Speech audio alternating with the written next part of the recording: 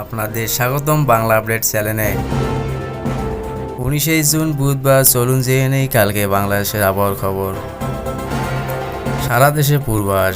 দেশের বিভিন্ন অঞ্চলে মেঘলা আকাশ সঙ্গে হালকা থেকে মাঝারি ধরনের বৃষ্টি হতে পারে। বিশেষ করে দক্ষিণ ও পশ্চিম উত্তর অঞ্চল বজ্রসহ বৃষ্টিপাতের সম্ভাবনা রয়েছে।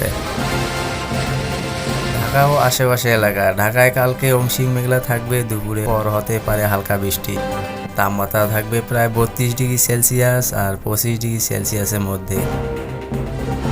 এদিকে চট্টগ্রাম বিভাগে ভারী বৃষ্টির আশঙ্কা রয়েছে। পাহাড়ি এলাকায় সতর্ক অবলম্বন করার পরামর্শ দেওয়া হয়েছে। রাজশাহী, রংপুর ও দিনাজপুর এইসব জেলাতে কিছু কিছু অংশে দুপুরের পর হালকা ঝড় হওয়ার বজ্রপাত সহ বৃষ্টির সম্ভাবনা রয়েছে। কক্সবাজার ও উপকূল এলাকায় সাগরে কিছুটা উত্তোলন থাকতে পারে। মাছ ধরার নৌকা ও ট্রলারগুলোকে উপকূলের কাছাকাছি থাকতে বলা হয়েছে। তাপমাত্রার সারাংশ।